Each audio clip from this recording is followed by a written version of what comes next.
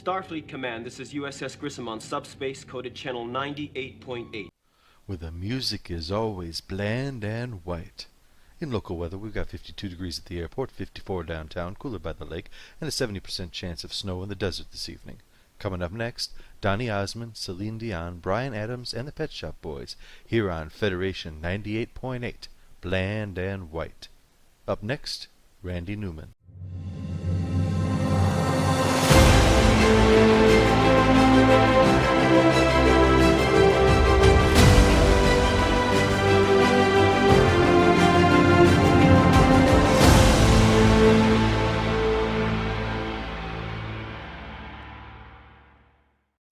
Star Trek II The Wrath of Khan was such a success that Star Trek III was greenlit almost immediately.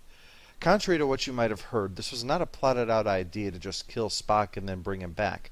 They had gone into Star Trek II planning for Spock to die, and that was the end of it. Nimoy himself had gone into it believing he wouldn't do another Trek film. In fact, there was a bit of a misunderstanding at Paramount when 3 came around, where there were rumors that he had actually had that put into his Star Trek II contract.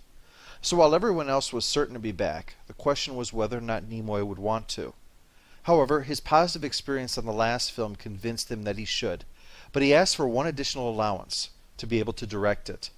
Once that contract misunderstanding issue was sorted out, it was quickly decided that he would. Harve Bennett would now produce Star Trek III as well, this time also writing the script, rather than just coming up with story ideas like he had for II. Harve's previous writing experience was all in television, which probably explains how the story feels as small as it does. And while Harve brought a lot of good ideas to Star Trek, to add a second important point to the mix, he was also responsible for something called Riding with Death, a title which fans of Mystery Science Theater 3000 might recognize. In any case, with limited information, we can't really say for certain what went wrong with Star Trek III. But while it isn't exactly a bad movie, it stands out for not measuring up to the previous film, and for rather wasted potential.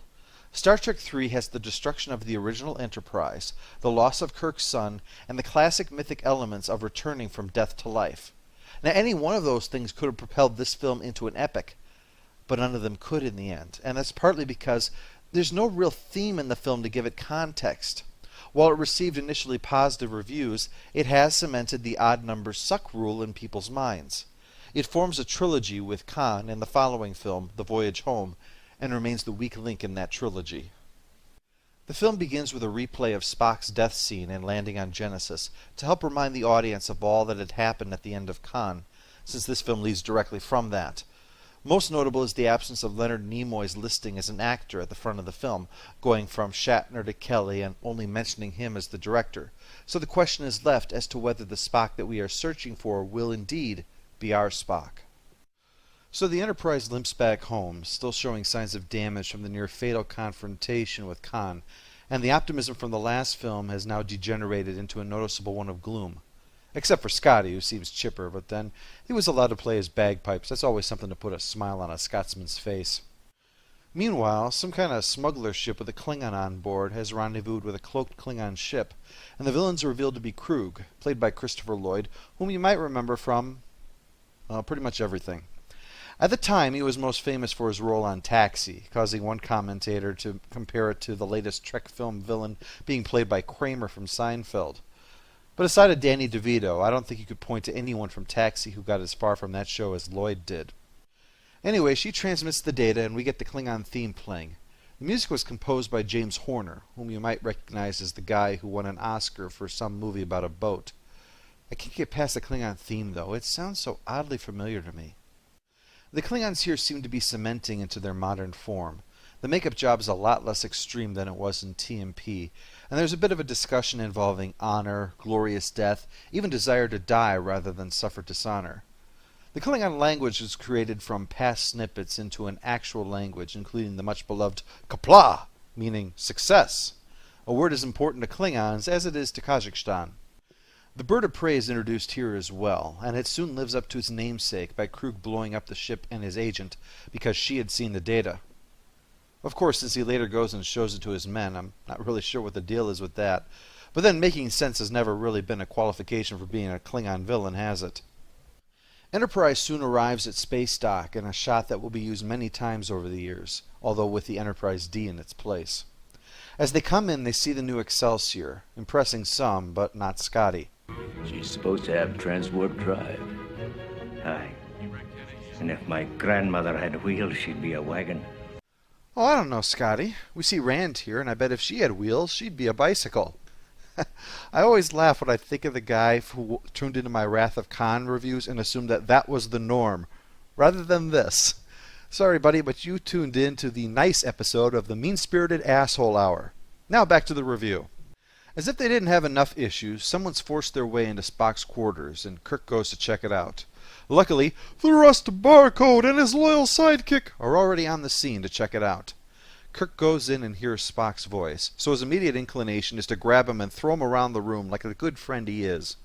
Turns out to be Bones, who is babbling insanely about being left on Genesis and needing to go home to Vulcan. They decide not to put him in front of the commander of Starfleet when he gives his little welcome home speech, and he quickly assigns Scotty to the Excelsior. Well, you know Scotty's feelings about that Johnny-come-lately, so he requests to oversee the refit of Enterprise. But that's when the bombshell is dropped that the ship's being put out to pasture. I don't understand. The Enterprise is not... Jim, the Enterprise is 20 years old. We feel her day is over. Think we'll still be using the Excelsior in 80 years? Dream on. He also says that the Federation making new planets has become somewhat controversial, so the planet's off limits except to the team that's studying it. And nobody is allowed to talk about this at all. You know, for security. Meanwhile, Krug is watching a full report on Genesis with his subordinate and John Larroquette. Good plan, Admiral. Like Khan, he recognizes Genesis' power as a weapon, and that with it the Federation would easily be able to annihilate the Klingons. They plan to head to the Genesis planet and somehow get the weapon for themselves, but waiting for them there is the USS Grissom. Wow, a ship named after one of the original Mercury 7 astronauts, second American in space, heroic recipient of the Congressional Medal of Honor, veteran of 100 combat missions, and fearless test pilot. This manly spaceship has pink seats and looks like an overcomplicated soap dish. As if the irony of the name wasn't enough, the captain of the Grissom is such a big pussy his first name's probably Okana. They find Spock's pod and signs of life, and after much cajoling, Savick and David Marcus convince the captain to let them go down and look at it, for science. They find the tube covered with little rubber things that evolved from microbes on the tube's surface, and inside Spock's empty burial robe. Genesis is kind of like a Swiss Army knife, you see. One setting will create new planets, one forces germs to evolve, another turns dead bodies into children. Probably even has the power to make McDonald's not taste like shit.